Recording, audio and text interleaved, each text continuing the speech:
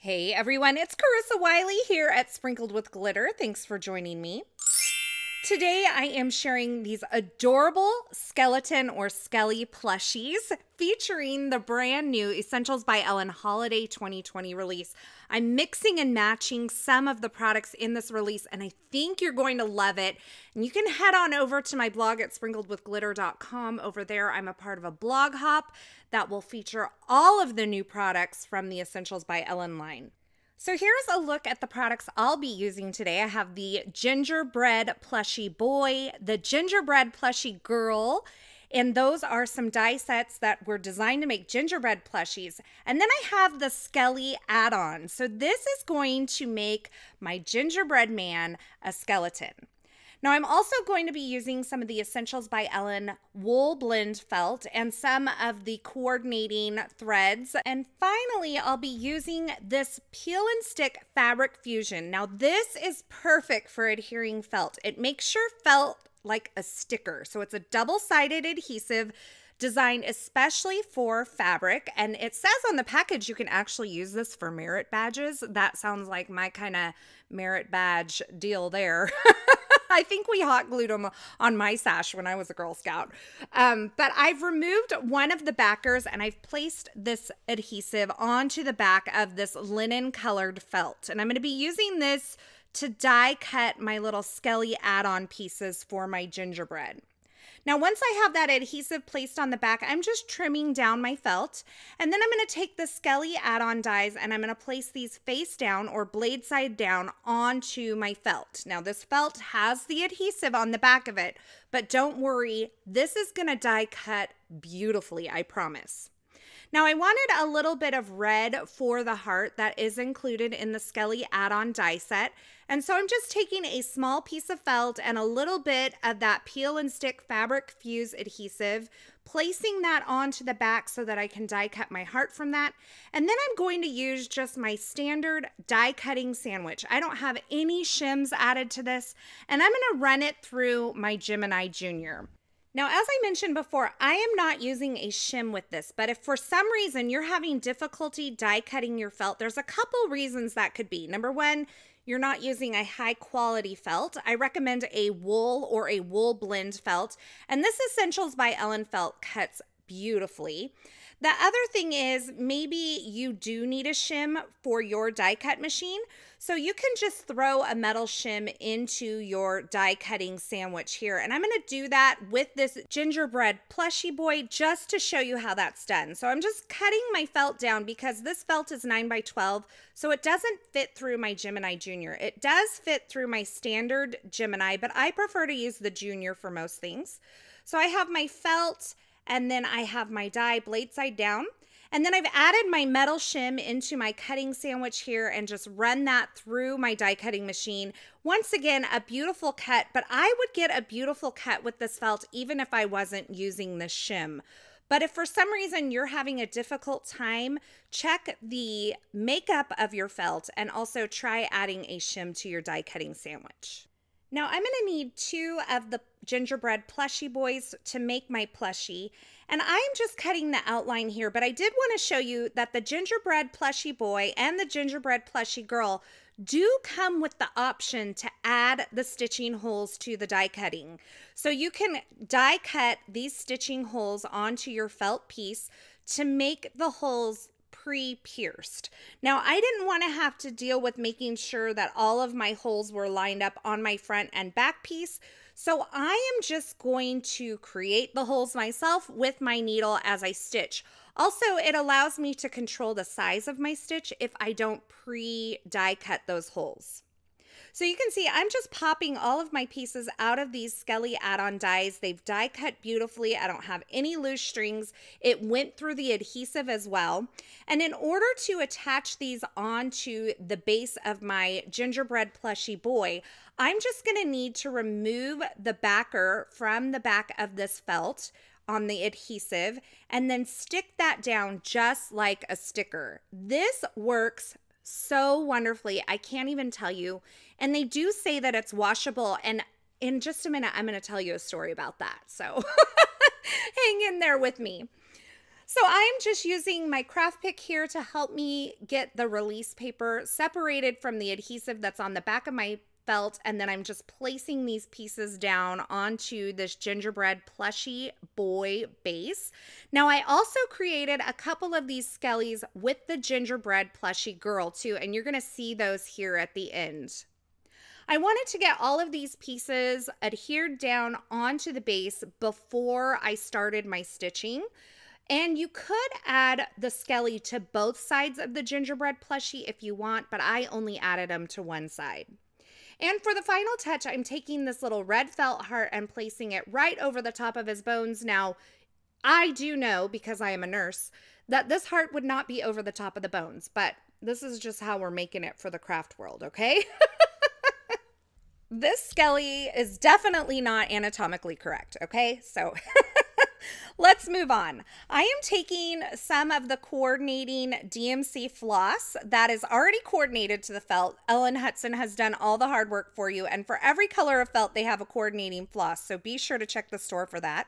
I am putting it in a floss threader. Now, these are actually designed for people who have braces to floss their teeth. And I found out that when my kids had braces, they didn't floss their teeth. I don't think they floss their teeth now anyway. But I found that these work perfect for threading a needle. So I just put the floss through the loop of the floss threader, and then I put that through the eye of the needle and pull the floss through. Now, in order to keep these pieces from shifting around as I'm stitching, I'm going to go ahead and pin them together.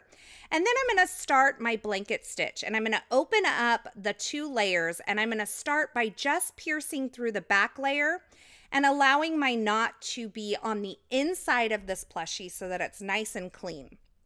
Then I'm going to take my needle and I'm going to poke from the front all the way through both layers to the back, and pull that through until I have just a little loop left over. Now, this is the blanket stitch that I'm doing. So once I get to this part where I have just the little loop left over, I'm going to take my needle and go back through that loop from right to left and then pull that tight. And that's going to give me my blanket stitch. And as you pull it kind of snug, you can kind of position the stitch where you want it. So I'm going to show you this again. I'm going to go from front all the way through to the back, and I'm going to pull my thread through until I have just a loop left over, and then I'm going to go with my needle from right to left through that little loop. Now, one thing that I figured out is that it is much easier, and the thing that kind of took me a minute to get, you know, kind of in my head was you need to keep all of your thread on the left side as you start your stitch. That will keep your thread from getting all tangled up and your loop from getting confusing. So I'm just going to move my thread now that I have the second stitch completed all over to the left. Do you see me moving it to the left? Then I'm going to pierce through both layers again, pull all the way through until I have just that little loop left over, and then I'm going to take my needle and go back through that loop from right to left. Now, I learned this from my friend Julie Ebersole. She did a video on this for the ellenhutson.com website, and I'm going to throw up a card here in the upper right-hand corner so that you can check that out, because she did a really great job explaining this blanket stitch. So you can see I sat through a Zoom meeting and made it all the way around my little skelly. I did leave a hole so that I could stuff him later on. And then I die cut a couple more. But that blanket stitch, I'm telling you, it is absolutely beautiful. I love the finish that it gives you on these little plushies. And you can see I've left a portion open where I can just stuff him with my favorite stuffing later on. But I wanted to tell you a little story about all of these gingerbread plushies. And you can see here, I'm actually working on a second gingerbread boy plushie. And this one I did in brown to make it look like a gingerbread cookie that is a skeleton. And if you go on Pinterest, I had no idea that people were making these. But there are these gingerbread skeleton cookies, and they're so cool. And that is what inspired this gingerbread skelly plushie here. So here's my story. I had stitched several of these gingerbread plushies, and they were on my desk. And along with the plushies on my desk was a large drink, a coffee drink. It was espresso and cream, and they were laying on my desk, and I spilled my coffee onto these plushies. And I like died inside a little bit because I thought for sure they were going to be stained, and I was freaking out, and I'm like yelling, and my husband's like, "What is going on?" And I'm like, "I just ruined my plushies."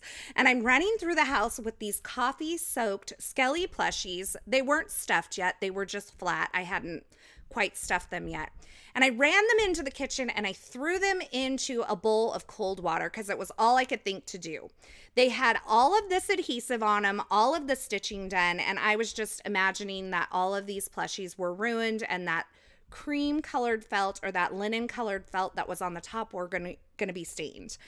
They came out absolutely beautifully. I soaked them in cold water, rinsed them out, soaked them in cold water again, and then I kind of laid them flat on a cookie cooling rack to dry, and I have no stains, and all of the adhesive held up, and they turned out absolutely perfect. So long story short, it all ended well, and this is washable, hand washable.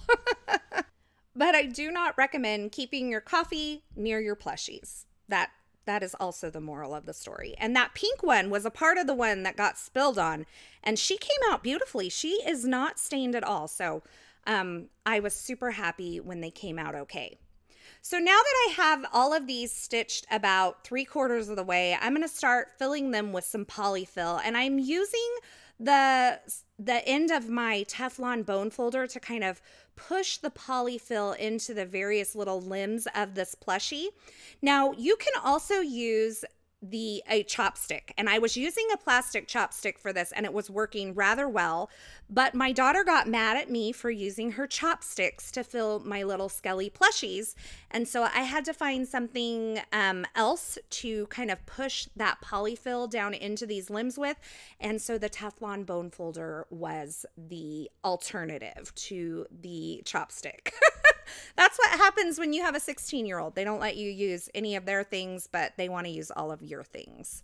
Now, you could fill these with some coffee beans. You could fill them with rice or beans and make them like a little hot pack. But once you get them filled up with your stuffing, then you can go ahead and stitch them closed like I'm doing here. And I'm finishing off the top of this head with that blanket stitch. Now, I thought it would also be fun with the gingerbread plushies to put a part of a cinnamon stick inside of the plushie so that it smells like cinnamon and gingerbread. I thought that would be really fun as well. And these are great for the top of a package. You could use them to decorate a little Halloween themed tree. You could make a garland from them, but look how cute they are. I think they are absolutely adorable. And for the little girl plushies, I added a little bow to her head, and this bow came from the Gingerbread Plushie Boy die set. This is actually his bow tie, but I just die cut it from some gray and pink felt. I added that peel and stick adhesive to the back of it before I die cut it, and I just placed that on the top of her little head, and that gave me an adorable little girl Skelly, and I have an entire Skelly family here. I had a lot of fun creating these. I created a little tag to put on the top, and that tag just features some of the previous release Essentials by Ellen Halloween themed products there. And here is a look at all of my little Skelly plushies.